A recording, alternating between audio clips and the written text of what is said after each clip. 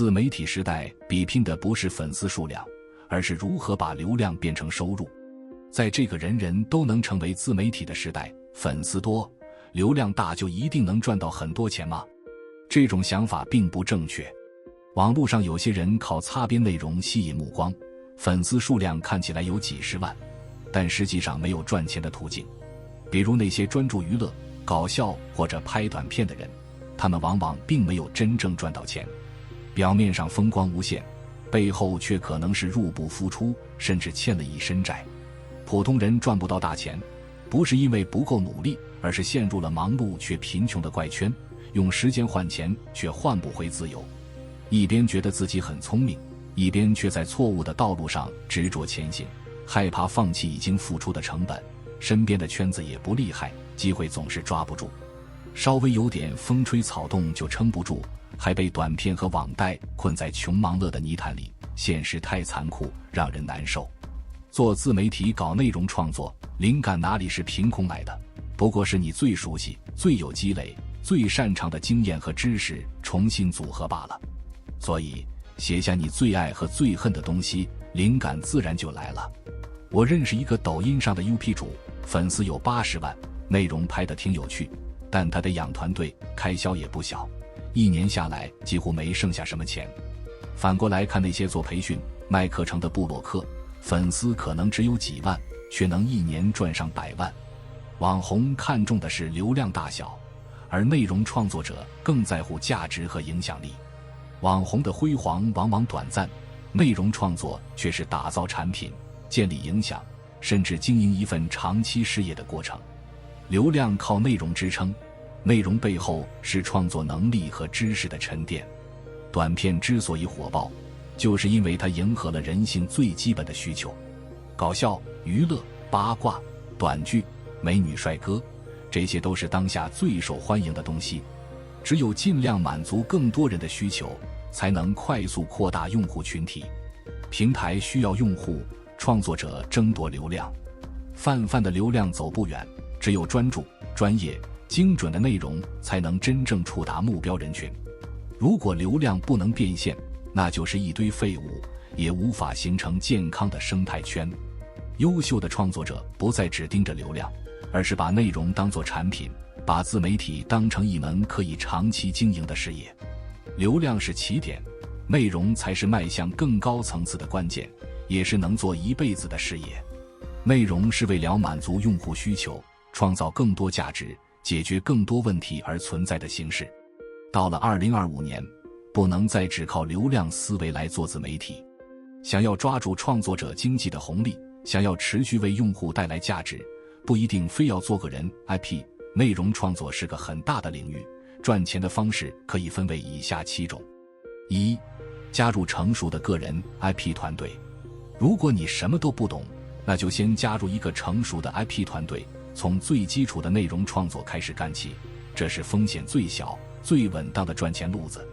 网络上最快的成功方法，就是模仿或者加入一个厉害的团队，那里有现成的资源和经验，你想要的东西都在那里等着，你只需要花时间去学习吸收。一个人要模仿成功人士，需要极强的执行力和自律，一般人很难坚持。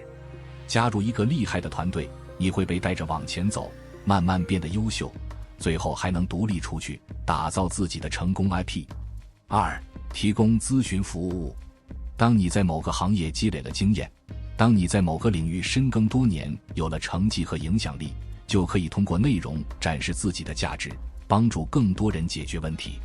把时间卖出去做专业咨询，比如张雪峰做大学入学考志愿咨询，1年能赚好几亿。还有情感部落客专门为感情不顺的人提供心理辅导，1小时收几百上千块，1年轻松赚几百万。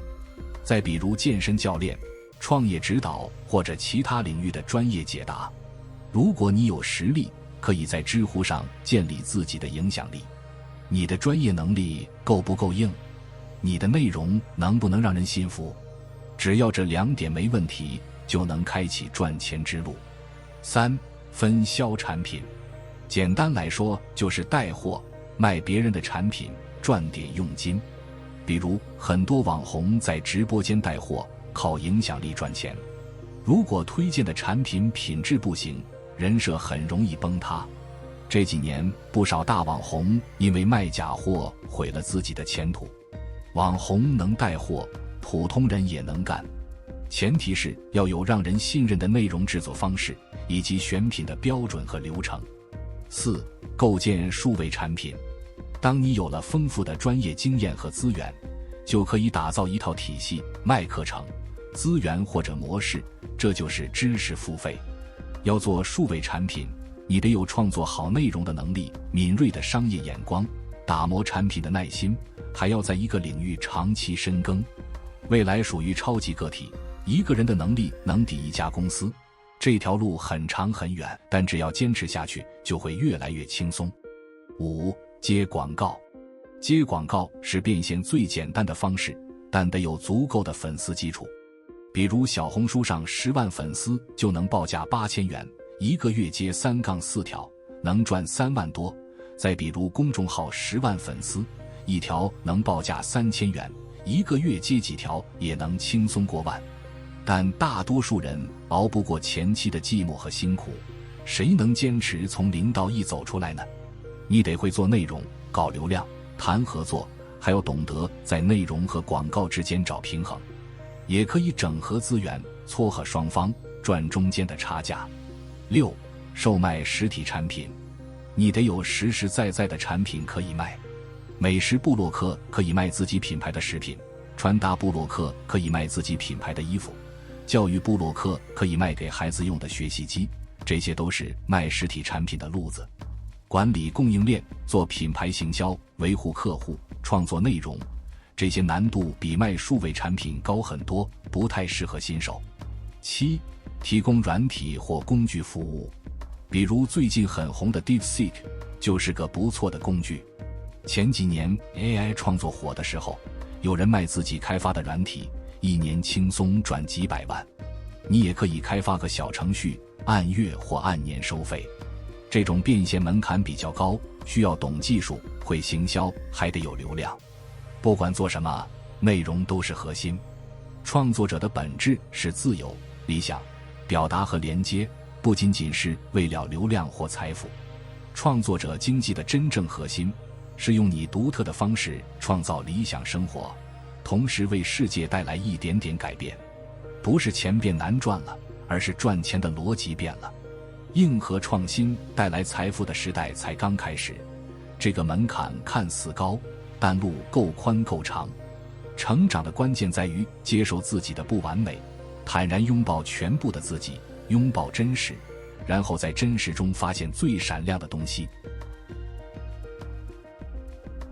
今天先分享到这里，如果对你有帮助，欢迎按赞订阅智慧补丁，超越自我，完善人生。